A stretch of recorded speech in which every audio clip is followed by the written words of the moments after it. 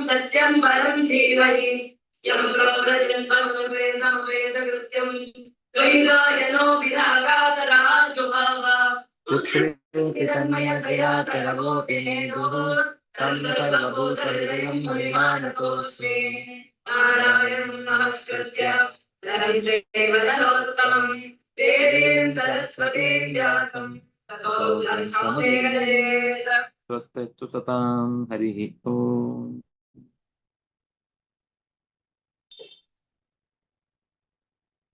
त्वष्टृपुत्रं वृत्रासुरं हत्वा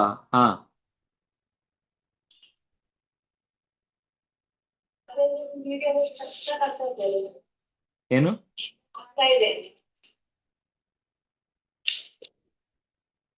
ನಿಮ್ video struck ಆಗ್ತಿದ್ದಾರೆ, ವಾಯ್ಸ್ ಕ್ಲಿಯರ್ ಆಗಿಲ್ಲ. ಹೌದಾ?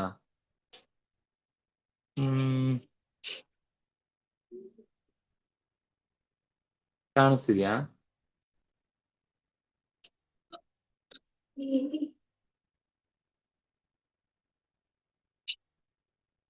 ಇದಾನಿಂ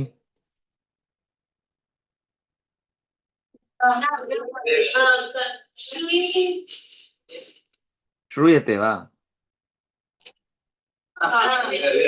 ನ ಚ ದೃಶ್ಯತೆ?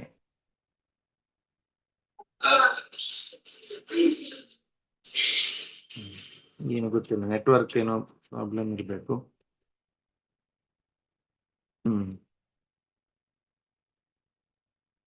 ವೃತ್ರಾಸುರ ತನ್ನ ತೇಜಸ್ಸಿನಿಂದ ನಮ್ಮ ಅಸ್ತ್ರಗಳನ್ನೆಲ್ಲ ನುಂಗಿಬಿಟ್ಟಿದ್ದಾನೆ.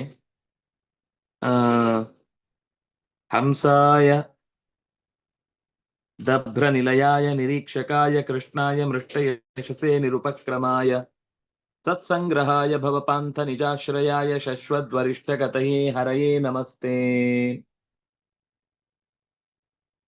ಶತ್ರುಗಳನ್ನ ನಿಗ್ರಹಿಸುವ, ಹೃದಯಾಕಾಶದಲ್ಲಿ ನೆಲೆಸಿರುವ, ಎಲ್ಲರ ಮನೋವೃತ್ತಿಗಳನ್ನು ಚೆನ್ನಾಗಿ ಅರಿತು ಅದಕ್ಕೆ ತಕ್ಕಂತೆ ಪ್ರತಿಕ್ರಿಯಿಸುವ, ಸದಾ ಆನಂದ ರೂಪನಾದ, ನಿರ್ಮಲವಾದ, ಶುದ್ಧವಾದ ಕೀರ್ತಿ ಯಶಸ್ಸುಗಳುಳ್ಳ, ಎಲ್ಲ ಕಾರ್ಯಗಳನ್ನು ತಡಮಾಡದೆ ನಡೆಸಿಕೊಡುವ, ಸಜ್ಜನರ ಪ್ರೀತಿಯನ್ನ ಸದಾ ಸ್ವೀಕರಿಸುವ, ಸಂಸಾರ ಮಾರ್ಗದಲ್ಲಿ ನಡೀತಾ ಎಡವಿದಾಗ ಪದಕುಸಿಯೇ ನೆಲವಿಹುದು ಅನ್ನುವಂತೆ ನಾನಿದ್ದೇನೆ ಅಂತ ಧೈರ್ಯ ಕೊಡುವ, ಮತ್ತೆ ಸಂಸಾರಕ್ಕೆ ತಿರುಗಿ ಬೀಳದಂತೆ ಕೈ ಹಿಡಿದು ಶಾಶ್ವತವಾದ ಉತ್ತಮ ಮುಕ್ತಿಯನ್ನ ಒದಗಿಸುವಂತಹ ಶ್ರೀಹರಿಗೆ ನಮಸ್ಕಾರ ಅಂತ ಒಟ್ಟು ಆ ಪದ್ಯದ ಸಾಲು.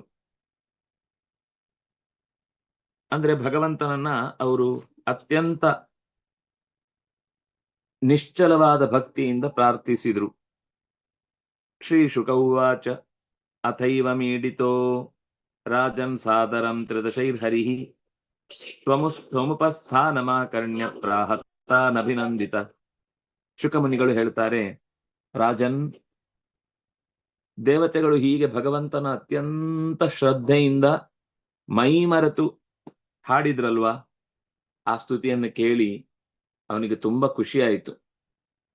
ಅಭಿನಂದಿತ, ಒಳ್ಳೆ ರೀತಿಯಿಂದ ನೀವು ಸ್ತುತಿ ಮಾಡಿದ್ದೀರಿ ಅಂತ ತಲೆದೂಗಿದ.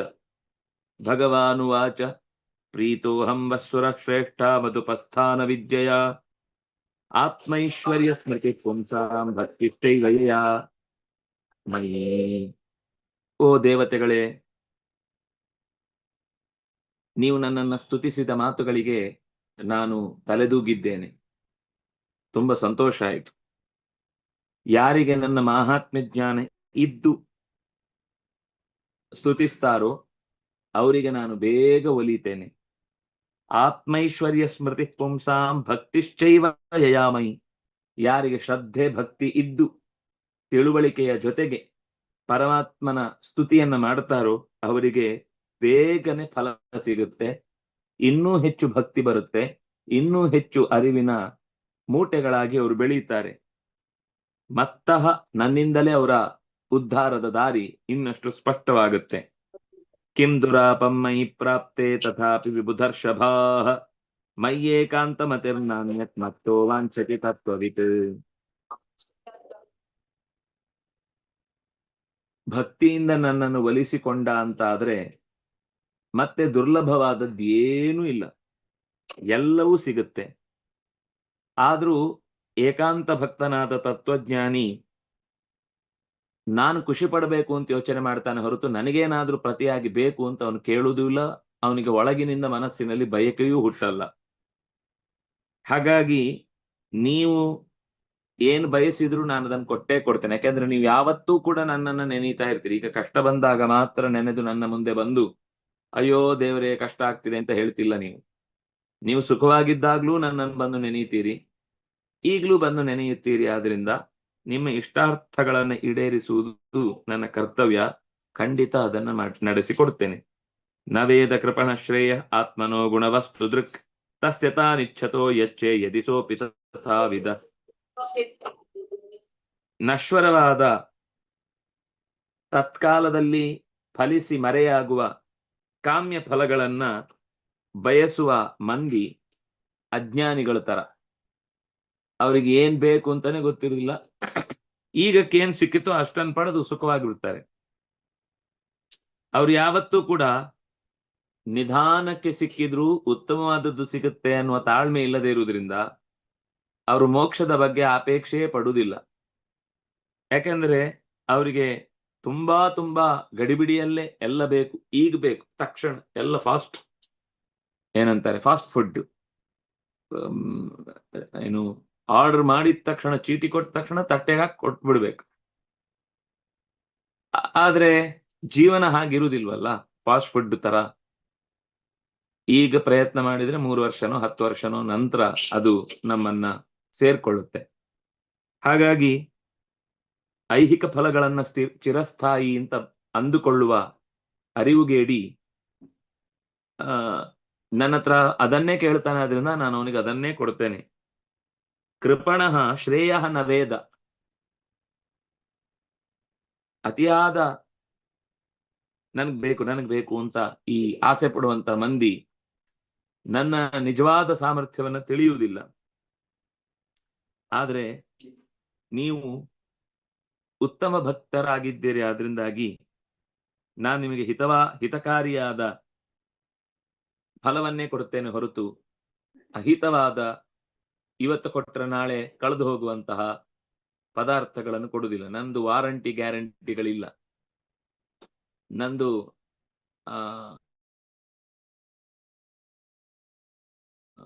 Life long. ನೀವು ಮತ್ತೆ ಅದನ್ನ ರಿನ್ಯೂ ಮಾಡಬೇಕಾಗಿಲ್ಲ, ಮಧ್ಯದಲ್ಲಿ ಪುನಃ ಟ್ಯಾಕ್ಸ್ ಕಟ್ಟಬೇಕಾಗಿಲ್ಲ, ಮತ್ತೆ ಪುನಃ ಮಧ್ಯದಲ್ಲಿ ಏನದು ಮಂತ್ಲಿ ಪ್ಲಾನ್ ಕಟ್ಟಬೇಕು, ಆದ್ರೆ ಮಾತ್ರ ಕಾಲ್ಗಳು ಬರ್ತವೆ ಅನ್ನುವ ದುಸ್ಥಿತಿ ನನ್ನ ಪ್ಲಾನ್ಗಳಿಗಿಲ್ಲ. ನಂದು ಪ್ಲಾನ್ ಯಾವತ್ತಿದ್ರೂ ಕೂಡ ಅದು ಪ್ರೀಪೇಯ್ಡ್, ಕೊಟ್ಟಾಗ ಹೋಗಿದೆ ನನಗೆ. ನೀವು ಎಷ್ಟು ಬೇಕಾದ್ರೂ ಯೂಸ್ ಮಾಡ್ಬೋದು, ಹೇಗ್ ಬೇಕಾದ್ರೂ ಯೂಸ್ ಮಾಡ್ಬೋದು. ನನ್ನ ಫಲ ಹಾಗಿರುತ್ತೆ. ಸ್ವಯಂ ನಿಶ್ರೇಯಸಂ ವಿದ್ವಾನ್ ನ ವಕ್ತಜ್ಞಾಯ ಕರ್ಮಭಿ ನರಾತಿ ರೋಗಿಣೋಪಥ್ಯಂ ವಾಂಛಿತೋಪಿ ದುಷಗ್ಯಥ. ತುಂಬಾ ಒಳ್ಳೆ ಮಾತು. ಮೋಕ್ಷ ಸಾಧನ ಅಂದ್ರೆ ಏನು ಅಂತ ತಿಳಿದ ಜ್ಞಾನಿ ಕರ್ಮದ ಅಜ್ಞಾನಿಗೆ ಹೇಳಿದ್ರು ಅರ್ಥ ಆಗಲ್ಲ, ಹೇಳಲಿಕ್ಕೂ ಹೋಗಲ್ಲ. ಅವನು ಕೇಳಿದ್ರೆ ಮಾತ್ರ ಹೇಳುತ್ತಾನೆ. ಯಾಕೆಂದ್ರೆ ಕರ್ಮಾಸಕ್ತಿ ಹೋಗಿಸಿ ಬಿಟ್ರೆ ಕೊನೆಗೆ ಅದು ಇಲ್ಲ ಇದು ಇಲ್ಲ ಆಗುತ್ತೆ. ಉಭಯತಃ ಪಾಶಾರಜ್ಜು ಅಂತ, ಆ ಕಡೆ ಅದು ಬಿಡ್ತಾನೆ, ಈ ಕಡೆ ಇದು ಬಿಡ್ತಾನೆ. 2 ದೋಣಿಯಲ್ಲಿ ಕಾಲಿಟ್ಟ ಒಂಥರ ಯಾವುದೂ ಇಲ್ಲ ಅಂತಾಗಿ ನೀರಿಗೆ ಬಿದ್ದೋಗ್ತಾನೆ. ಆದ್ರಿಂದಾಗಿ ನಿಧಾನಕ್ಕೆ ಕಾಮ್ಯ ಫಲಗಳನ್ನು ಹೊಂದಿ ಹೊಂದಿ ಹೊಂದಿ ಇದು ನಷ್ಟವಾಗುವಂತದ್ದು. ಇದು ಬೇಡ ಅಂತ ಅವನಿಗೆ ಒಳಗಿನಿಂದ ಅನ್ನಿಸಿದಾಗ ಮಾತ್ರ ಅವನು ದಾರಿಗೆ ಬರ್ತಾನೆ. ಆಗ ಬೇರೆ ಕೊಡ್ತೇನೆ. ಅಲ್ಲಿ ತನಕ ಅವನೇನ್ ಕಾಮ್ಯ ಫಲಗಳನ್ನು ಬಯಸ್ತಾನೋ ಅದನ್ನೇ ಕೊಡ್ತಾ ಇರ್ತೇನೆ. ಆಗ ಬಹಳ ಜನ ಅಲ್ಲಿಗೆ ತೃಪ್ತರಾಗಿ ಮುಂದಿದ್ದನ್ನು ಕೇಳಲಿಕ್ಕೆ ಬರಲ್ಲ. ಕೆಲವೊಮ್ಮೆ ಮಕ್ಕಳು ಏನಾದ್ರೂ ಕೇಳಿದಾಗ ಏನೋ ಕೊಡ್ಬೇಕು ಅಂತ ಇರ್ತಾಳೆ, ಮತ್ತೆ ಮತ್ತೆ ಅದೇ ಹಠ ಮಾಡಿದಾಗ ಆಯ್ತು ಕೊಟ್ಟು ಸುಮ್ಮನಾಗ್ಬಿಡ್ತಾಳೆ. ನಾನು ಇವತ್ತೇನೋ ಬೇರೆ ಮಾಡ್ಬೇಕು ಅಂತಿದ್ದೆ, ನೀನು ಮಾಡಿದ್ರಲ್ಲೇ ಏನೋ ಕೇಳ್ತಾ ಇದ್ದಿಲ್ಲ, ಸರಿ ಅದನ್ನೇ ಕೊಡ್ತೇನೆ, ಬೇಡ ಅಂತ ಬಿಟ್ಟೇ ಬಿಡ್ತಾಳೆ. ನಿಜವಾಗಿ ರೋಗಿ ಅಪಥ್ಯವನ್ನ ಬಯಸಿದ್ರೆ ವೈದ್ಯ ಅದನ್ನು ಕೊಡುದು ಬೇಡ ಅಂತಾನೆ. ಹಾಗೆ ಉತ್ತಮನಾದ ಭಕ್ತ ಅವನಿಗೆ ಅಪ್ರಿಯವಾದದ್ದನ್ನ ಕೇಳಿದ್ರು ಭಗವಂತ ಅದನ್ನು ಕೊಡುವುದಿಲ್ಲ. ನರಾತಿ ರೋಗಿಣೋ ಪಥ್ಯಂ ವಾಂಚಿತೋಪಿ ವಿಷಜ್ಞತಾ. ಹಾಗೆ ಕೆಲವೊಂದ್ ಸರ್ತಿ ನಮ್ಗೇನೋ ಕೊಡ್ಲಿಲ್ಲ ಅಂದ್ರೆ ದೇವ್ರು ಬೇರೆ ಏನೋ ಪ್ಲಾನ್ ಮಾಡಿದ್ದಾನೆ ಅಂತ ಅರ್ಥ. ಅಥವಾ ನಾವೀಗೇನೋ ಯೋಚನೆ ಮಾಡ್ತಾ ಇದೀವಿ ಅದು ನಮ್ಗೆ ಯೋಗ್ಯವಾದದ್ದಲ್ಲ ಅಂತ ಅರ್ಥ. ನಮ್ ಪ್ರಯತ್ನ ಮಾಡುದ್ರಲ್ಲಿ ತಪ್ಪಿಲ್ಲ, ಆದ್ರೆ ಅದು ಸಿಗ್ಲಿಲ್ಲ ಅಂದಾಗ ದೇವ್ರ ಮೇಲೆ ಬೇಜಾರು ಮಾಡುದಲ್ಲ. ವೈದ್ಯ ಅಪಥ್ಯವಾದದನ್ನ ರೋಗಿಗೆ ಹೇಗೆ ಕೊಡುವುದಕ್ಕೆ ಇಷ್ಟಪಡುವುದಿಲ್ವೋ ಹಾಗೆ ಭಗವಂತ ನಮಗೆ ಅಪಥ್ಯವಾದ ಬದುಕನ್ನ ಕೊಟ್ಟು ಹಾಳಾಗಿ ಹೋಗುದು ಬೇಡ. ಅವನು ಮತ್ತಷ್ಟು ಉತ್ತಮವಾದ ಫಲವನ್ನ ಪಡಿಲಿಕ್ಕೆ ಸ್ವಲ್ಪ ಕಾಲ ಕಾದ್ರೆ ತಾನಾಗೆ ದೇಹದಲ್ಲಿ ಬೇಕಿರುವಂತಹ ರೋಗ ನಿರೋಧಕ ಶಕ್ತಿಯಿಂದಾಗಿ ಆತ ರೋಗದಿಂದ ಮುಕ್ತನಾಗಿ ಗುಣಮುಖನಾಗಿ ಒಳ್ಳೆಯ ಬದುಕನ್ನ ನಡೆಸ್ತಾನೆ ಅನ್ನೋದು ಹೇಗೋ ಹಾಗೆ ಜೀವನದಲ್ಲಿ ಈತನಿಗೂ ಏನೇನೋ ಆಸಕ್ತಿಗಳು ತಕ್ಷಣದಲ್ಲಿ ಬೇರೆಯವರನ್ನ ನೋಡಿ ಪ್ರಭಾವಕ್ಕೊಳಗಾಗಿ ಬಂದಿದ್ರು ಕೂಡ ಅದನ್ನ ಕೊಡದೆ ಕಾಯಿಸಿ ಆಮೇಲೆ ಅವನಿಗೇನ್ ಕೊಡ್ಬೇಕು ಅದನ್ನೇ ಕೊಡ್ತೇನೆ. ಮಘವನ್ಯಾತ ಭದ್ರಂಬೋ ದದ್ಯಂಚಂ ಋಷಿ ಸತ್ತಮಂ ವಿದ್ಯಾವ್ರತ ತಪಸ್ಸಾರಂ ಗಾತ್ರಂ ಯಾಚತಮಾಚಿರಂ.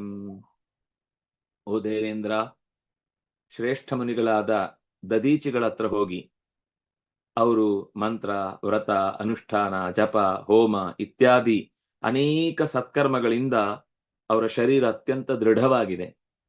ಅತ್ಯಂತ ದೃಢವಾಗಿದೆ ಅಂದ್ರೆ ನಾನದನ್ನ ಕೇಳಿ ಅಂತ ಹೇಳ್ತಾ ಇದ್ದೇನೆ. ಬೇಗನೆ ಹೋಗಿ ಆ ಶರೀರವನ್ನೇ ಕೇಳಿ. ಆ ಶರೀರದಿಂದ ನಿಮಗೆ ಬೇಕಿರುವಂತಹ ಅಸ್ತ್ರ ಎದುರಾಗುತ್ತೆ. ನಿಮಗೆ ಶುಭವಾಗಲಿ. ನಿಮ್ ಭದ್ರಂವೋ ಯಾತ, ನಿಮಗೆ ಭದ್ರವಾಗಲಿ, ಹೋಗಿ ಬನ್ನಿ ಅಂತ ದೇವರು ಅವರನ್ನ ಕಳುಹಿಸ್ತಾನೆ. ಸವೈಹ್ಯದಿಗತೋ ದಧ್ಯಂಗ್ ಅಶ್ವಭ್ಯಾಂ ಬ್ರಹ್ಮನಿಷ್ಕೃತಂ ತದ್ವಾ ಅಶ್ವಶಿರಂ ನಾಮ ತಯೋರ ರಮತಾಂ ವ್ಯಧಾತ್.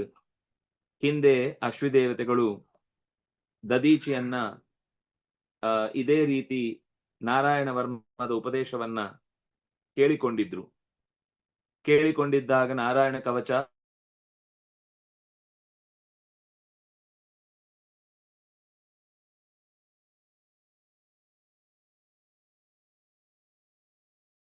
ಕವಚವನ್ನು ಪಡೆದು ಅವರು ಅಮರರಾಗುವಂತೆ ಮಾಡಿತ್ತು. ಅದೇ ದದೀಚಿಗಳು ನಿಮಗೆ ಈಗ ಅಂದ್ರೆ ಅವರು ಕೂಡ ನಾರಾಯಣ ವರ್ಮದ ಜಪಾನುಷ್ಠಾನವನ್ನ ನಿತ್ಯದಲ್ಲಿ ಮಾಡುವವರಾದ್ರಿಂದಾಗಿ ನಿಮಗೆ ಅವರ ಶರೀರದಿಂದ ಸಿಗುವ ಲಾಭ ಅತ್ಯಂತ ದೊಡ್ಡದು. ನಾರಾಯಣ ವರ್ಮಕ್ಕೆ ಇನ್ನೊಂದು ಹೆಸರಿದ್ದದ್ದು ಅಶ್ವಶಿರ ಅಂತ. ಬಹಳ ಪ್ರಸಿದ್ಧಿ ಹಿಂದೆ ಹಾಗೆ ಇತ್ತು. ದದೀಚಿ ಋಷಿ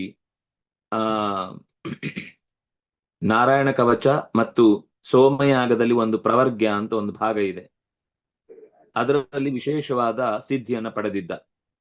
ಅಶ್ವಿಕುಮಾರರು ತಾವು ವೈದ್ಯರು, ಅವರಿಗೆ ಏನು ಅಂದ್ರೆ ಈ ನಿಮ್ಗ ಚವನನ ಮತ್ತು ಶರಿಯಾತಿ ಸುಕನ್ಯೆಯರ ಕಥೆಯಲ್ಲಿ ಅಲ್ಲಿ ತನಕ ವೈದ್ಯರಿಗೆ ಯಜ್ಞದಲ್ಲಿ ಆಹುತಿ ಇರಲಿಲ್ಲ, ಆಮೇಲೆ ಅವರಿಗೆ ಆಹುತಿ ಕೊಡುವಂತಹ ಒಂದು ವ್ಯವಸ್ಥೆ ಆಯಿತು ಅಂತ ಅನ್ನೋ ಒಂದು ಕತೆ ಬಂದು ಹೋಗಿತ್ತು.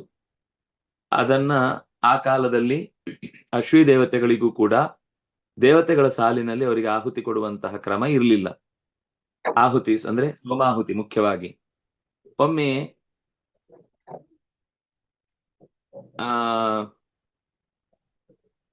ಈ ಯಜ್ಞ ಪುರುಷನ ಶಿರಸ್ಸು ಯಾವುದೋ ಒಂದು ಬಿಲ್ಲಿನ ಏಟಿಯಿಂದ ಕತ್ತರಿಸಿ ಹೋಯಿತು.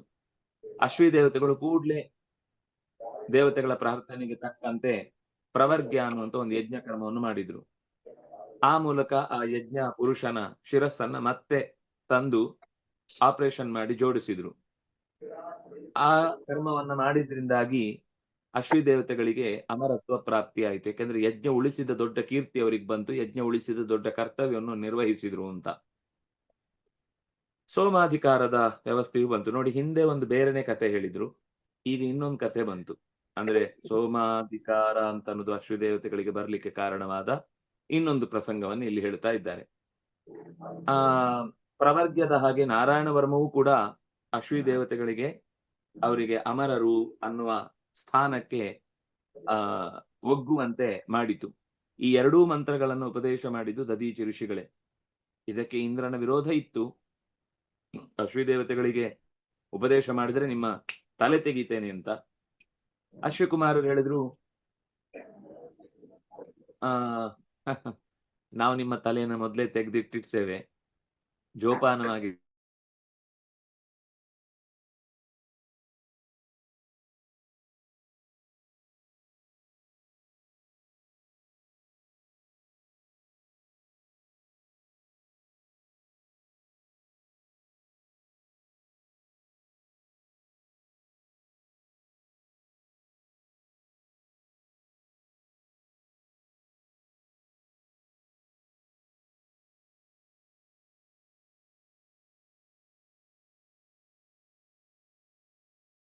ಉಪದೇಶ ಮಾಡಿದ್ರು ಅನ್ನುವ ಕಾರಣಕ್ಕಾಗಿ ಅದಕ್ಕೆ ಅಶ್ವಶಿರಸ್ ಅಂತ ಹೆಸರು ಬಂತು. ಆ ಯಥಾ ಪ್ರಕಾರ ಹಾಗೆ ಆಯ್ತು. ಕುದುರೆ ತಲೆಯಲ್ಲಿ ಉಪದೇಶ ಮಾಡ್ತಾ ಇರ್ಬೇಕಾದ್ರೆ ಇಂದ್ರ ಬಂದ, ಕತ್ತರಿಸಿ ತೆಗೆದ. ಆಗ ಅಶ್ವತಿ ದೇವತೆಗಳು, ಆಯ್ತಾ ನಿನ್ ಕೆಲ್ಸ ಆಯ್ತಾ, ನನ್ ಕೆಲ್ಸ ಆಯ್ತು, ಒಂದ್ ನಿಮಿಷ ತಾಳು ಅಂತೇಳಿ ಸೀದಾ ಹೋದ್ರು. ಹಿಂದಿನ ತಲೆ ಯಾವುದನ್ನ ಅಡಗಿಸಿಟ್ಟಿದ್ರೋ ದದೀಚಿ ಋಷಿಗಳದ್ದು ವಾಪಸ್ ತಂದು ಮತ್ತೆ ಆ ತಲೆಯನ್ನು ಜೋಡಿಸಿದ್ರು. ಹೀಗೆ ಕುದುರೆ ತಲೆಯಿಂದ ಅಶ್ವಶಿರಸ್ಸು ಅಂತ ಹೆಸರು ಬಂದಂತಹ ಆ ಮಂತ್ರ ಅಶ್ವಿ ದೇವತೆಗಳಿಗೆ ವಿಶಿಷ್ಟ ಸ್ಥಾನ ಕೊಟ್ಟಿತು. ಅಷ್ಟೇ ಅಲ್ಲ, ತ್ವಷ್ಟ್ರವಿಗೂ ಈ ದಧೀಚನೆ ಉಪದೇಶ ಮಾಡಿದ್ದ. ಆದ್ರಿಂದಾಗಿ ಈ ಮಂತ್ರಕ್ಕೆ ತ್ವಾಷ್ಟ್ರ ಅಂತಾನು ಒಂದು ಹೆಸರಿದೆ. ಅಥರ್ವ ಶಾಖೆಗೆ ಸಂಬಂಧಪಟ್ಟಂತವನು ದದ್ಯಂಚಃ ಅಥರ್ವಣ ಅಂತ ಇವನನ್ನು ಕರೀತಾರೆ. ಅಥರ್ವಣ ಮಂತ್ರದ ವಿಶೇಷ ಸಿದ್ಧಿ ಇದ್ದವರು ದೇಶದ ರಕ್ಷಣೆಗೋಸ್ಕರ ಅಥವಾ ಕೃತ್ಯ ಪ್ರಯೋಗಗಳಿಂದ ತಪ್ಪಿಸಿಕೊಳ್ಳುವುದಕ್ಕೋಸ್ಕರ ಅಥರ್ವದ ಅನೇಕ ಮಂತ್ರಗಳನ್ನು ಬಳಸಿ ಗೊತ್ತಿತ್ತು. ಅದರಿಂದಾಗಿ ಅವನು ನಾರಾಯಣ ವರ್ಮವನ್ನು ಜಪಿಸಿದ್ರಿಂದಾಗಿ ಅದು ಇನ್ನಷ್ಟು ಹೆಚ್ಚಿನ ಬಲವನ್ನ ಮುಂದಿನ ಪರಂಪರೆಯಲ್ಲಿ ಅಂದ್ರೆ ಗುರು ಪರಂಪರೆಯಲ್ಲಿ ಅದಕ್ಕೆ ವಿಶೇಷವಾದ ಸ್ಥಾನ ಬರಲಿಕ್ಕೆ ಕಾರಣ ಈ ದಧೀಚಿ ಋಷಿಯೂ ಹೌದು. ಆದ್ರಿಂದಾಗಿ ನೀವು ಈಗ ಅಶ್ವಿ ದೇವತೆಗಳಿಗೆ ಅಮರತ್ವ ಉಂಟು ಮಾಡಿದಂತಹ ಆ ದಧೀಚಿ ಮುನಿ ಹತ್ರ ಹೋಗಿ ಕೃತ್ನಂ ಚಾತರ್ವಣಂ ತ್ವಾಷ್ಟ್ರಂ ಮರ್ಮಾಭೇದ್ಯಂ ಮದಾತ್ಮಕಂ ವಿಶ್ವರೂಪಾಯ ತತ್ಪ್ರಾದಾತ್ ತ್ವಾಷ್ಟ್ರಾಯ ತ್ವಮಧಾಸ್ತತಃ. ಅಥರ್ವಣ ತ್ವಾಷ್ಟ್ರ ಎನ್ನುವ ಅಭೇದ್ಯವಾದ ನಾರಾಯಣ ವರ್ಮವನ್ನ ಪೂರ್ತಿಯಾಗಿ ತ್ವಷ್ಟ್ರವಿನ ಮಗ ವಿಶ್ವರೂಪ ಅಂದ್ರೆ ತ್ವಷ್ಟ್ರವಿಗೆ ದದೀಚಿ ಕೊಟ್ಟಿದ್ದ. ದದೀಚಿ ತ್ವಷ್ಟ್ರ ತನ್ನ ಮಗನಾದಂತ ವಿಶ್ವರೂಪಾಚಾರ್ಯನಿಗೆ ಬೋಧಿಸಿದ್ದ. ಆ ವಿಶ್ವರೂಪನಿಂದ ಈಗ ನೀನು ಉಪದೇಶ ಪಡೆದಿದ್ದಿ. ಆದ್ರಿಂದ ಅದಕ್ಕೆ ಅಶ್ವಶಿರಸ್ಸು, ತ್ವಾಷ್ಟ್ರ, ನಾರಾಯಣ ವರ್ಮ ಅಂತ ಹೀಗೆ ಬೇರೆ ಬೇರೆ ಕಾಲದಲ್ಲಿ ಅದೇ ಮಂತ್ರ ವಿಶಿಷ್ಟವಾದ ಸಿದ್ಧಿಪ್ರದವಾದ ಮಂತ್ರಗಳಾಗಿ ಕೆಲಸ ಮಾಡಿದೆ.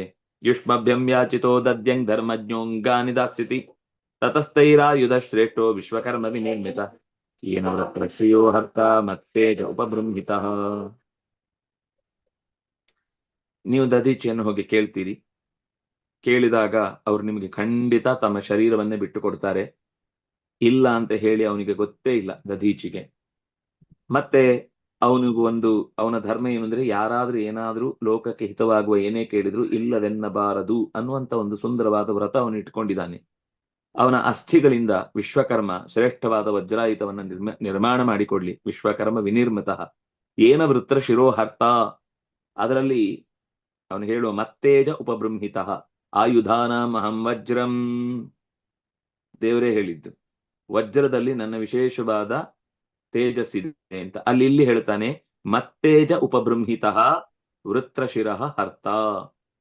ಮತ್ತೇಜ ನನ್ನ ತೇಜಸ್ಸಿನಿಂದ ವಿಶೇಷವಾದ ಸನ್ನಿಧಾನದಿಂದ ಕೂಡಿದ ಆ ವಜ್ರಾಯುಧ ವೃತ್ರಶಿರ ಹರ್ತ, ವೃತ್ರಶಿರಸ್ಸನ್ನು ವೃತ್ರಾಸುರನ ತಲೆಯನ್ನು ಕತ್ತರಿಸುತ್ತದೆ. ವಿಶ್ವಕರ್ಮ ಮಾಡಿಕೊಟ್ಟ ಮೇಲೆ ನಾನು ಅದರೊಳಗೆ ಸೇರಿಕೊಂಡು ವೃತ್ರಾಸುರನ ತಲೆಯನ್ನು ಕತ್ತರಿಸುತ್ತೇನೆ. ಅಹಂ ಕರ್ತ ಅಂತ ಅರ್ಥ. ಅಹಂ ಹರ್ತ ಅಸ್ಮಿನ್ ವಿನಿಹತೆ ಯೂಯಂ ತೇಜೋಸ್ತ್ರಾಯುಧ ಸಂಪದ ಭೂಯ ಪ್ರಾಪ್ಸಿತ ಭದ್ರಂಬೋ ನ ಹಿಂಸಂತಿ ನ ಪಚ್ಚಮತ್ಪರಾನ್. ವೃತ್ರಾಸುರ ಹತನಾದ್ರೆ ಅವನು ನುಂಗಿದ್ದ ತೇಜಸ್ಸು, ಅಸ್ತ್ರ, ಸಂಪತ್ತು, ಶಸ್ತ್ರ ಎಲ್ಲ ಮರಳಿ ನಿಮಗೆ ವಾಪಸ್ಸು ಸಿಗುತ್ತೆ. ಅವನು ಸಾಯೋ ತನಕ ನಿಮಗೆ ನಿಮ್ಮ ಸಂಪತ್ತು ಕೈಗೆ ಬರುವುದು ಕಷ್ಟ ಉಂಟು. ಅದರಿಂದಾಗಿ ಭೂಯ ಪ್ರಾಪ್ಸ್ಯತ, ಬೇಗ ಹೋಗಿ ಅವನ ಅಸ್ತ್ರವನ್ನ ಈ ಅಸ್ತ್ರದಿಂದ ಅವನ ತಲೆ ಕತ್ತರಿಸಿ ನಿಮ್ಮ ಸಂಪತ್ತನ್ನು ಮರಳಿ ಪಡೆಯಿರಿ. ಯಾಕೆಂದ್ರೆ ನಿಮಗೆ ತೊಂದರೆ ಆಗ್ಲಿಕ್ಕೆ ಬಿಡಲ್ಲ ನಾನು. ಒಂದು ಒಳ್ಳೆ ಮಾತು. ಭೂಯಃ ಪ್ರಾಪ್ಸ್ಯತ ಭದ್ರಂ ವಹ ನ ಹಿಂಸಂತಿಂಚ ಮತ್ಪರಾನ್. ನನ್ನ ಬಗ್ಗೆ ಸರಿಯಾದ ಎಚ್ಚರ ಇದ್ದು ಭಕ್ತಿ ಇದ್ದು ಯಾರು ನಡ್ಕೊಳ್ತಾರೋ ಅವ್ರಿಗೆ ನಾನು ಯಾವತ್ತೂ ತೊಂದರೆ ಆಗ್ಲಿಕ್ಕೆ ಬಿಡಲ್ಲ. ಅವರನ್ನು ಯಾರೂ ಪೀಡಿಸ್ಲಿಕ್ಕೆ ಸಾಧ್ಯ ಇಲ್ಲ. ಆದ್ರಿಂದಾಗಿ ನನ್ನ ಭರವಸೆಯ ಮಾತನ್ನ ಮನಸ್ಸಲ್ಲಿ ಇಟ್ಟುಕೊಳ್ಳಿ. ಭೂಯಃ ಭದ್ರಂ ವಹ. ಮತ್ತೆ ಮತ್ತೆ ನಿಮಗೆ ಮಂಗಳವೇ ಉಂಟಾಗಲಿ. ಜೀವನದಲ್ಲಿ ಏರಿಳಿತಗಳು, ಕಷ್ಟ ಕಾರ್ಪಣ್ಯಗಳು ಬರ್ತಾ ಇರ್ತವೆ, ಹೋಗ್ತಾ ಇರ್ತವೆ. ಅದು ಬರ್ಬೇಕದು. ಬಂದ್ರನೆ ನಮ್ಮ ಎಬಿಲಿಟಿ ಇನ್ನು ಗಟ್ಟಿ ಆಗ್ತಾ ಹೋಗುತ್ತೆ, ನಮ್ಮ ಸಾಮರ್ಥ್ಯ ಮತ್ತಷ್ಟು ವೃದ್ಧಿ ಆಗ್ತಾ ಹೋಗುತ್ತೆ. ಇಲ್ಲ ಅಂದ್ರೆ ಏನು ಕಷ್ಟವೇ ಇಲ್ಲ ಅಂದ್ರೆ ಕೂತಲ್ಲೇ ಕೂತಿರ್ತೇವೆ ಅಂತಂದ್ರೆ ಹೊಸ್ತೇನು ಕಲಿಯಲ್ಲ. ಒಂದು ಅನುಭವ ಕೇಳಿದ್ರೆ ಏನು ಇರಲ್ಲ. ಆಮೇಲೆ ಮೂರನೇದು ಒಂದು ಅಡ್ವೆಂಚರು, ಹೊಸ ಸಾಧನೆಗೆ ಬೇಕಿರುವಂತಹ ಒಂದು ಉತ್ಸಾಹ, ಯಾವುದೇ ರೀತಿಯ ಒಂದು ಚಟುವಟಿಕೆಯಲ್ಲಿ ಹೊಸತನಕ್ಕೆ ಬೇಕಾದಂತಹ ಮನಸ್ಥಿತಿಯನ್ನ ಈ ಕಷ್ಟಗಳು ನಮಗೆ ಕಲಿಸಿಕೊಡ್ತವೆ. ಅದರಿಂದಾಗಿ ಬರುತ್ತೆ, ಆದ್ರೆ ನಿಮ್ಮನ್ನು ಬಿಟ್ಟಾಕಲ್ಲ. ನಾನು ನಿಮ್ಮನ್ನು ಮತ್ತೆ ಹಿಡಿದು ವಾಪಸ್ಸು ಸರಿಯಾದ ಗುರಿಯನ್ನ ತಲುಪುವುದಕ್ಕೆ ಬೇಕಿರುವಂತಹ ದಾರಿಯಲ್ಲೇ ಇರಿಸುತ್ತೇನೆ ಅನ್ನುವಲ್ಲಿಗೆ ಇತಿ ಶ್ರೀಮದ್ಭಾಗವತೆ ಮಹಾಪುರಾಣೆ ಪಾರಮಹಂಸ್ಯಾಂ ಅಷ್ಟಾದಶ ಸಾಹಸ್ರ್ಯಾಂ ಸಂಹಿತಾಯಾಂ ವೈಯಾಸಕ್ಯಾಂ ಷಷ್ಠ ಸ್ಕಂದೇ ನವಮೋಧ್ಯಾಯ.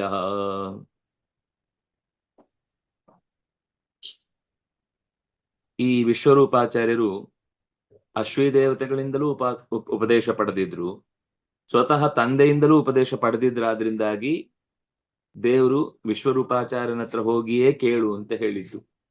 ಯಾಕಂದ್ರೆ ಎರಡು ಗುರು ಪರಂಪರೆಯಿಂದ ಅವರು ಅಭ್ಯಾಸ ಮಾಡಿ ಬಂದದ್ದಾದ್ರೆ, ಅಂದ್ರೆ ಒಂದು ಗೊತ್ತಾಯ್ತೇನು ಅಂದ್ರೆ, ಯಾರತ್ರ ಆದ್ರೂ ಒಬ್ಬರ ಹತ್ರ ಉಪದೇಶ ಪಡೆದ್ರೆ ಒಂದು ಮಂತ್ರವನ್ನ, ಅವರಿಗಿಂತ ಹಿರಿಯರಾದವರು ಯಾರಾದ್ರೂ ಸಿಕ್ಕಿದ್ರೆ ಮತ್ತೆ ಉಪದೇಶ ಪಡೆಯುವುದ್ರಲ್ಲಿ ಏನು ತಪ್ಪೇ ಇಲ್ಲ. ಅವರಿಗಿಂತ ಕಿರಿಯರಲ್ಲಿ ಉಪದೇಶ ಪಡಿಬಾರ್ದು. ದೊಡ್ಡವರ ಹತ್ರ ಒಮ್ಮೆ ಉಪದೇಶ ಪಡೆದ ಅವರಿಗಿಂತ ಚಿಕ್ಕವರಲ್ಲಿ ಉಪದೇಶ ಪಡಿಬಾರ್ದು. ಚಿಕ್ಕವರು ಅಂದ್ರೆ ನಾನು ವಯಸ್ಸಿನಿಂದ ಹೇಳುತ್ತಿಲ್ಲ, ಸಾಧನೆಯ ಮಟ್ಟದಿಂದ. ಸಾಧನೆ ಮಟ್ಟದಿಂದ ಹಿರಿಯರಾಗಿದ್ರೆ ಆ ಮಂತ್ರಕ್ಕೆ ಮತ್ತಷ್ಟು ಬಲ ತುಂಬುವುದಕ್ಕಾಗಿ ಒಮ್ಮೆ ಪಡೆದಿದ್ದ ಮಂತ್ರವನ್ನೇ ಮತ್ತೊಮ್ಮೆ ಪಡೀಬಹುದು, ತಪ್ಪೇನಿಲ್ಲ. ಅದು ರಿನಿವಲ್ ಮಾಡಿದ ಹಾಗೆ, ಅದು ಸ್ವಲ್ಪ ಹೆಚ್ಚು ಕಾಲ ಬಾಳ್ಲಿಕ್ಕೆ ಅವಕಾಶ ಆಗುತ್ತೆ ಅಂತ ಆ ಮಂತ್ರದ ಅಭಿಪ್ರಾಯ. ಅಥ ದಶಮೋಧ್ಯಾಯಃ. ಶ್ರೀಶುಕ ಉವಾಚ ಇಂದ್ರಮೇವಂ ಸಮಾದಿಶ್ಯ ಭಗವಾನ್ ವಿಶ್ವಭಾವನ ಪಶ್ಯತಾಮನಿಮೇಷಾಣಾಂತರ್ದಧೇ ಹರಿಃ. ವಿಶ್ವಕರ್ತನಾದಂತಹ ಭಗವಂತ ನಾರಾಯಣ ಇಂದ್ರನಿಗೆ ಇದೆಲ್ಲವನ್ನು ಹೇಳಿದ, ಆದೇಶ ನೀಡಿದ. ದೇವತೆಗಳೆಲ್ಲ ಎದುರುಗಡೆಯಿಂದ ದೇವರನ್ನು ನೋಡ್ತಾ ಇದ್ದಾರೆ. ಆಗ್ಲೇ ದೇವರು ಮರೆಯಾಗಿ ಬಿಟ್ಟ. ಅವರಿಗೆ ಕಣ್ಣ ಮುಂದೆ ಇರುವಂತೆಯೇ ದೇವರು ಮರೆಯಾದ. ತಥಾಪಿ ಯಾಜಿತೋ ದೇವೈರ್ ಋಷಿರಾಥರ್ವಣೋ ಮಹಾನ್ ಮೋದಮಾನ ಉವಾಚೇದಂ ಪ್ರಹಸನ್ನಿವ ಭಾರತ. ಭಗವಂತನ ಆದೇಶದಂತೆ ದೇವತೆಗಳೆಲ್ಲ ಸೀದ ದದ್ಯಂಚನ ಋಷಿಯ ಆಶ್ರಮಕ್ಕೆ ಹೋದ್ರು. ಹೋಗಿ ದಧೀಚಿ ಮಹರ್ಷಿಯನ್ನ ಕೇಳಿಕೊಂಡ್ರು. ಹೀಗೆ ರುದ್ರಾಸುರನೆಂಬಂತಹ ರಕ್ಕಸನ ಉಪಟಳ ನಮ್ಮನ್ನ ಬಾಧಿಸ್ತಾ ಇದೆ, ಅಸ್ತ್ರಗಳನ್ನ ಶಸ್ತ್ರಗಳನ್ನ ನುಂಗಿ ಹಾಕಿದೆ. ನಮಗೆ ಮರಳಿ ನಮ್ಮ ಸಂಪತ್ತನ್ನ ಪಡೀಬೇಕು ಅಂತಾದ್ರೆ ಅದಕ್ಕೆ ಒಂದೇ ದಾರಿ ಅಂತ ನಿಮ್ಮಲ್ಲಿಗೆ ಕಳುಹಿಸಿಕೊಟ್ಟಿದ್ದಾರೆ. ನೀವು ಅಸಾಧಾರಣವಾದ ವ್ಯಕ್ತಿತ್ವ ಉಳ್ಳವರು ಅಂತ ನಮಗೆ ಹಿರಿಯರಿಂದ ತಿಳಿದು ಗೊತ್ತಾಯಿತು, ಸಂತೋಷವಾಯಿತು. ಅದರಿಂದ ನಿಮಗೆ ನಾವು ಇಂತಹದ್ದೊಂದು ಬೇಡಿಕೆ ಸಂಕೋಚದಿಂದಲೇ ಇಡ್ತಾ ಇದ್ದೇವೆ. ನಿಮ್ಮ ಶರೀರವೇ ನಮಗೆ ಆಯುಧವಾಗಿ ಬೇಕಿದೆ ಅನ್ನುವ ಕಾರಣಕ್ಕಾಗಿ ಕೇಳ್ತಾ ಇದ್ದೇವೆ ಅಂತ. ಪ್ರಹಸನ್. ಆದ್ರೆ ದದೀಚಿ ಋಷಿಗಳು ಸ್ವಲ್ಪನೂ ಬೇಸರ ಮಾಡ್ಕೊಳ್ಳ. ಅಯ್ಯ, ಲೋಕಕ್ಕೆ ಬೇಕಾದ ಸಂಗತಿಯನ್ನ ಈ ಶರೀರದಿಂದ ಕೇಳದೆ ಮತ್ಯಾರಿಂದ ಕೇಳುದು? ಇದರಿಂದ ಇಷ್ಟು ನಿಮಗೆ ಉಪಯೋಗ ಆಗುತ್ತೆ, ಇಡೀ ಲೋಕಕ್ಕೆ ದೇವತೆಗಳಿಗೆ ಉಂಟಾದ ಮಹಾ ಅಪಾಯ ಪರಿಹಾರ ಆಗುತ್ತೆ ಅಂದ್ರೆ ಅಯ್ಯೋ ಇಲ್ಲ ಅಂತ ಹೇಳುವ ಪ್ರಶ್ನೆ ಇಲ್ಲ. ಅಪಿ ವೃಂದಾರಕಾಯೂಯಂ ನ ಜಾನೀತ ಶರೀರಿಣಾಂ ಸಂಸ್ಥಾಯಾಂ ಯಸ್ತ್ವಭಿದ್ರೋಹ ದುಸಹಶ್ಚೇತನಾಪಹ. ಶರೀರಗಳಿಗೆ, ಶರೀರ ಉಳ್ಳವರಿಗೆ ಮರಣಕಾಲದಲ್ಲಿ ತಡೆಯಲಾರದಂತಹ, ಸಹಿಸಿಕೊಳ್ಳಲಿಕ್ಕಾಗದಂತಹ ಸಂಕಟದಿಂದ ಮೂರ್ಛೆ ಬರುತ್ತೆ. ನಿಮ್ಗೆ ಈ ವಿಷಯ ಗೊತ್ತಿಲ್ವಾ? ಗೊತ್ತೇ ಇದೆ. ಆದ್ರಿಂದಾಗಿ ಒಂದಲ್ಲ ಒಂದ್ ದಿವಸ ಈ ಶರೀರ ಬಿಟ್ಟು ಹೋಗ್ಬೇಕಾದದ್ದು, ಬಾಡಿಗೆ ಮುಗೀತು, ಬಾಡಿಗೆಯ ಅವಧಿ ಮುಗೀತು ಅಂತಂದಾಗ ಆ ಜಾಗ ಖಾಲಿ ಮಾಡಿ ಹೋಗ್ಲೇಬೇಕು. ದೇವರೇ ಕಳಿಸ್ಬಿಡ್ತಾನೆ ಆ ಕಡೆಯಿಂದ ಈ ಕಡೆಗೆ. ಅದರಿಂದಾಗಿ ಜಿಜೀವಿಷೂಣಾಂ ಜೀವಾನಾಂ ಆತ್ಮ ಪ್ರೇಷ್ಠ ಇಹೇತ ಕವಿತ್ಸಹೇ ತತಂ ದಾತುಂ ಭಿಕ್ಷಮಾಣಾಯ ವಿಷ್ಣವೇ. ಎಷ್ಟೇ ಕೆಟ್ಟ ಶರೀರವಾದ್ರೂ ಕೂಡ ಆ ಶರೀರದಲ್ಲಿರುವಾಗ ಅದ್ರ ಬಗ್ಗೆ ಸಿಕ್ಕಾಪಟ್ಟೆ ಅಭಿಮಾನ ಇರುತ್ತೆ. ಯಾರಿಗೂ ಬಿಟ್ಟುಕೊಡ್ಲಿಕ್ಕೆ ಮನಸ್ಸೇ ಬರಲ್ಲ. ಯಾರೋ ಒಬ್ರು ಆ ದೇವ್ರ ಹತ್ರ ಕೇಳಿದ್ನಂತೆ, ದೇವರೇ ನನಗೊಂದು 10 ಕೋಟಿ ಬೇಕು, ಏನಾದ್ರೂ ಮಾಡಿ ಅದನ್ನು ಕೊಡ್ಸು. ದೇವ್ರು ಕೂಡ್ಲೆ ಹೇಳಿದ್ನಂತೆ, ಚೆಕ್ಕಿಗೆ ಸೈನ್ ಹಾಕಿಟ್ಟಿದ್ದಾನೆ, ಬಂದ್ ತಗೊಂಡು ಹೋಗು.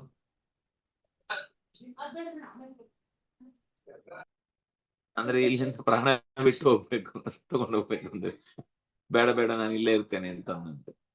ಅಂದ್ರೆ ಅಷ್ಟು ಆ ಈ ಶರೀರ ಬಿಟ್ಟು ಹೋಗುವಂತಹ ಯಾವುದೇ ಅದು ಕ್ರಿಮಿಯ ಶರೀರ ಬೇಕಾದ್ರೂ ಇರ್ಲಿ, ಕೇವಲ ಕೆಟ್ಟವರಿಗೆ ಅಂತಲ್ಲ, ಒಳ್ಳೆಯವರಿಗೂ ಕೂಡ ಹಾಗೆ ದೇಹದ ಮೇಲೆ ಒಂದು ಅಭಿಮಾನ ಇರುತ್ತೆ. ವೇದವ್ಯಾಸರ ಜೀವನದಲ್ಲಿ ಒಂದು ಕಥೆ ಬರುತ್ತೆ. ಒಬ್ಬ ವೇದವ್ಯಾಸರು ದಾರಿಯಲ್ಲಿ ಹೋಗ್ತಾ ಇರ್ತಾರೆ. ಅವರ ಕಾಲ್ ಹತ್ತಿರದಲ್ಲಿ ಒಂದು ಕೀಟ ಬರುತ್ತೆ. ಕೀಟ ಬಂದು ಅವರನ್ನ ಬೆರಳಿನ ಮೇಲೆ ಆಶ್ರಯಿಸಿ ಏನೋ ಮಾತಾಡುತ್ತೆ. ಆಗ ಅದು ಅವರಿಗೆ ಅರ್ಥ ಆಗುತ್ತೆ, ಸರ್ವ ಪ್ರಾಣಿ ಋತಜ್ಞರವರು. ಹಾಗಾಗಿ ಅದನ್ನು ಎತ್ತಿಕೊಂಡು ಏನು ಅಂತ ಕೇಳ್ತಾರೆ. ಅದು ತನ್ನ ಬೇಡಿಕೆ ಇಡುತ್ತೆ. ಸರಿ ಆಯ್ತು, ನಿನಗೆ ರಾಜ್ಯ ಬೇಕು ತಾನೆ, ನಿನ್ನ ಈ ದೇಶಕ್ಕೆನೆ ರಾಜನನ್ನಾಗಿ ಮಾಡುತ್ತೇನೆ ಅಂತ ಹೇಳಿ ನೀನೀಗ ಈ ಶರೀರ ಬಿಟ್ಟು ಬೇರೆ ಶರೀರಕ್ಕೆ ಬಾ, ನಿನ್ಗೆ ಹೊಸ ಶರೀರ ಕೊಡ್ತೇನೆ, ಅದರಲ್ಲಿ ನೀನ್ ರಾಜ್ಯಭಾರ ಮಾಡು ಅಂತ. ಯಾಕೆಂದ್ರೆ ಆ ಸಿಂಹಾಸನದಲ್ಲಿ ಕೂಡ್ಲಿಕ್ಕಾದ್ರೂ ಒಂದು ಒಳ್ಳೆ ಶರೀರ ಇದ್ರೆ ಅದು ಚಂದ ಕಾಣುತ್ತೆ. ಇಲ್ಲಾಂದ್ರೆ ಫೋಟೋ ತೆಗೆದ್ರೆ ಯಾರ ಆಸನದಲ್ಲಿ ಕೂತಿದ್ದಾರೆ ಅಂತಾನೆ ಗೊತ್ತಾಗಿಲ್ಲ. ಅದಕ್ಕೋಸ್ಕರ ನಿಂಗೆ ಶರೀರ ಕೊಡ್ತೇನೆ, ಯೋಚನೆ ಮಾಡ್ಬೇಡ, ಅತ್ಯಂತ ಬಲಿಷ್ಠವಾದ ಶರೀರ, ಅತ್ಯಂತ ಉಪಯುಕ್ತವಾದ ಶರೀರ ಕೊಡ್ತೇನೆ ಅಂತ ದೇವರು ವೇದವ್ಯಾಸರು ಆ ಕೀಟಕ್ಕೆ ವರ ಕೊಡ್ತಾರೆ. ಆದ್ರೆ ಆ ಕೀಟ ಎಷ್ಟು ಒತ್ತಾಯ ಮಾಡಿದ್ರು ಕೂಡ ನನಗೆ ಬೇರೆ ಶರೀರ ಬೇಡ, ನಾನು ಕೀಟವಾಗಿದ್ದುಕೊಂಡೇ ಈ ರಾಜ್ಯವನ್ನು ಆಳ್ಬೇಕು ಅಂತ ಕೇಳ್ಕೊಳ್ಳುತ್ತೆ. ಸರಿ ಆಯ್ತು ಅಂತ ಕೊನೆಗೆ ಆ ಕೀಟವನ್ನೇ ಸಿಂಹಾಸನದಲ್ಲಿ ಕೂಡಿಸಿ ಅದರ ಕೈಯಲ್ಲೇ 16,000 ವರ್ಷಗಳ ಕಾಲ ರಾಜ್ಯಭಾರ ಮಾಡಿಸಿದ ಅಂತ ಒಂದು ಇತಿಹಾಸದ ಕತೆ ಹೇಳುತ್ತೆ. ಕೀಟದಿಂ ರಾಜ್ಯವಾಡಿಸಿದೆ ಅಂತ ಒಂದು ಪದ್ಯದಲ್ಲಿ ಹಾಡು ಬರುತ್ತೆ ವೇದವ್ಯಾಸರ ಬಗ್ಗೆ ಹೇಳುವಾಗ.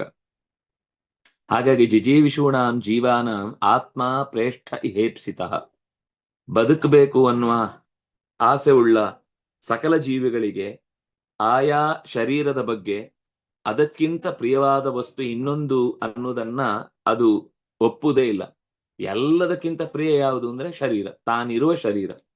ಅದಕ್ಕೋಸ್ಕರ ಪೌಡರ್ ಮೆತ್ಕೊಳ್ತಾನೆ, ಏನೋ ತಿಕ್ಕೊಳ್ತಾನೆ, ಇನ್ನೇನೋ ಹಾಕೊಳ್ತಾನೆ, ಬಗೆ ಬಗೆಯ ಬಣ್ಣ ಬಣ್ಣದ ಬಟ್ಟೆಗಳನ್ನೆಲ್ಲ ಮ್ಯಾಚಿಂಗ್ ಇರ್ಬೇಕು ಅಂತ ಅನ್ಕೊಂಡು ಏನೇನೋ ಒದ್ದಾಡ್ತಾನೆ, ಎಲ್ಲ ಮಾಡ್ತಾನೆ. ಈ ಶರೀರಕ್ಕೋಸ್ಕರ ಮಾಡದೇ ಇರುವ ಕೆಲಸಗಳಿಲ್ಲ. ಹೇಗಾದ್ರೂ ಸರಿ, ಕೂದ್ಲೇ ಇಲ್ಲ ಅಂದ್ರೂ ಒಂದು ಟೊಪಿಗೆ ಆದ್ರೂ ಹಾಕೊಳ್ಬೇಕು, ಅದು ಗಾಳಿಗೆ ಹೋದ್ರೆ ಒಂದ್ ದಿವ್ಸ ಅವಮಾನ ಆದ್ರೂ ತೊಂದ್ರೆ ಇಲ್ಲ, ಈಗಂತೂ ಮಾನ ಉಳಿಬೇಕು ಅಂತ ಮಹಾಪ್ರಯತ್ನದಿಂದ ಶರೀರದ ಬಗ್ಗೆ 100 ತರದ ಯೋಚನೆಗಳನ್ನ ಮಾಡ್ತಾನೆ. ಆದ್ರೆ ಸ್ವತಃ ವಿಷ್ಣವೇ ಭಿಕ್ಷಮಾಣಾಯ ಕಥಂ ಧಾತುಂ ಉತ್ಸಹೇತ, ಎಲ್ಲಿವರೆಗೆ ಅಂದ್ರೆ ದೇವರೇ ಸ್ವತಃ ಬಂದು ನಿನ್ ಶರೀರ ಸ್ವಲ್ಪ ಬೇಕು ನನಗೆ, ಬಾಡಿಗೆ ತಗೊಳ್ತೇನೆ ಆಮೇಲೆ ಕೊಡ್ತೇನೆ ಅಂತ ದೇವರೇ ಬಂದು ಕೇಳಿದ್ರು ಬೇಡ ಬೇಡ ಬೇಡ, ಈಗ ಎಲ್ಲಿದ್ದಾನೆ ಇದೇ ಚೆನ್ನಾಗಿದೆ, ಇನ್ಯಾವ್ದು ಬಾಡಿಗೆದ ಮನೆಯಲ್ಲಿ ಕಿಟಕಿ ಇರುತ್ತೋ, ಬಾಗಿಲು ಸರಿ ಅಗಳಿ ಇರುತ್ತೋ, ಬಾತ್ರೂಮ್ ಅಲ್ಲಿ ಸರಿ ನಳ್ಳಿ ಇರುತ್ತೋ, ಎಂತದ್ದು ಗೊತ್ತಿಲ್ಲ, ಸುಮ್ನೆ ಹೊಸ್ತಕ್ಕೋಗಿ ಸಿಕ್ಕಾಕೊಳ್ಳೋದಕ್ಕಿಂತ ಈಗಿದೆಯಲ್ವಾ ಇದೇ ಬೆಟರ್. ನೀವು ಅರಮನೆ ಕೊಡ್ತೇನೆ ಅಂದ್ರು ಅದರ ಬಗ್ಗೆ ಮೇಂಟೆನೆನ್ಸ್ ಸಿಕ್ಕಾಬಿಟ್ಟು ಜಾಸ್ತಿ ಆದ್ರೆ ನೋಡ್ಕೊಳ್ಳಿಕ್ಕೆ ನಂತರ ಶಕ್ತಿ ಇಲ್ಲ ಅಂತಾಗಿ ನಾಳೆ ಬಿಟ್ಟು ಬಿಟ್ರೆ ಕೊನೆಗೆ ಇದು ಇಲ್ಲ ಅದು ಇಲ್ಲ ಆಗುತ್ತೆ, ಎಡಬಿಡಂಗಿ ಸ್ಥಿತಿ. ಆದ್ರಿಂದಾಗಿ ಭಿಕ್ಷಮಾಣಾಯ ವಿಷ್ಣವೇ ಅಪಿ ಧಾತುಂ ತಂ ಕಂ ನ ಉತ್ಸಹೇತ, ಭಿಕ್ಷುವಾಗಿ ದೇವರೇ ಬಂದು ಕೇಳಿದ್ರು ಕೂಡ ಈ ಶರೀರ ಬಿಟ್ಕೊಡ್ಲಿಕ್ಕೆ ಸಾಮಾನ್ಯವಾಗಿ ಮನುಷ್ಯ ಇಷ್ಟಪಡಲ್ಲ ಅಂತ ಹೇಳ್ತಾನೆ. ಆವಾಗ ಈ ದಧೀಚಿ ಋಷಿಗಳ ಮಾತಿಗೆ ಪ್ರತ್ಯುತ್ತರವಾಗಿ ದೇವತೆಗಳು ಅವರ ಅಸಾಧಾರಣವಾದ ಕೆಲವು ಗುಣಗಳನ್ನ ಹೊಗಳ್ತಾರೆ. ಅದು ಬಹಳ ಚೆನ್ನಾಗಿದೆ ಮಾತು. ಅದಕ್ಕೆ ಅವ್ರು ಏನು ಉತ್ತರ ಕೊಟ್ರು, ಕೊನೆಗೆ ಆ ಶರೀರವನ್ನ ಸ್ವೀಕರಿಸಿ ಏನ್ ಮಾಡಿದ್ರು ಅನ್ನೋದನ್ನ ನಾವು ನಾಳೆಯ ಚಿಂತನೆಯಲ್ಲಿ ಅನುಸಂಧಾನ ಮಾಡೋಣ ಅಂತ ಹೇಳ್ತಾ, ಕಾಯೇನ ವಾಚ ಮನಸೇಂದ್ರಿಯೈರ್ವ ಬುದ್ಧ್ಯಾತ್ಮನಾ ಸಂಯತಃ ಕರೋಮಿ ನಾರಾಯಣೇತಿ ಸಮರ್ಪಯಾಮಿ ತಪಸ್ವಿನೋದಾನಪರಾಯತಃ ಮನಸ್ವಿನೋಮಂತಯಸ್ಸು ಮಂಗಲ ಕ್ಷೇಮಂ ನ ವಿಂದಂತೆ ವಿನಾಯದರ್ಪಣಂ ತಸ್ಮೈ ಸುಭದ್ರಶ್ರವಸೇ ನಮೋ ನಮಃ ಬ್ರಹ್ಮಾರ್ಪಣಂ ಬ್ರಹ್ಮಾಭಿ ಬ್ರಹ್ಮಾಗ್ನೋ ಬ್ರಹ್ಮಣಾರ್ಪಣಂ ಬ್ರಹ್ಮೈವ ತೇನ ಕರ್ತವ್ಯಂ ಬ್ರಹ್ಮಕರ್ಮಸಮಾಧಿನಃ ಸರ್ವೇ ಭವಂತು ಸುಖಿನಃ ಸರ್ವೇ ಸಂತು ನಿರಾಮಯಾಃ ಸರ್ವೇ ಭದ್ರಾಣಿ ಪಶ್ಯಂತು ಮಾ ಕಶ್ಚಿತ್ ದುಃಖಭಾಗ್ ಭವೇತ್ ಧರ್ಮಸ್ಯ ವಿಜಯೋ ಭೂಯಾತ್ ಅಧರ್ಮಸ್ಯ ಪರಾಭವಃ ತದ್ಭಾವನಾ ಪ್ರಾಣಭೃತಾ ಭೂಯಾತ್ ವಿಶ್ವಸ್ಯ ಮಂಗಲಂ. ಶ್ರೀಕೃಷ್ಣಾರ್ಪಣಮಸ್ತು. ಹರಿ ಓಂ.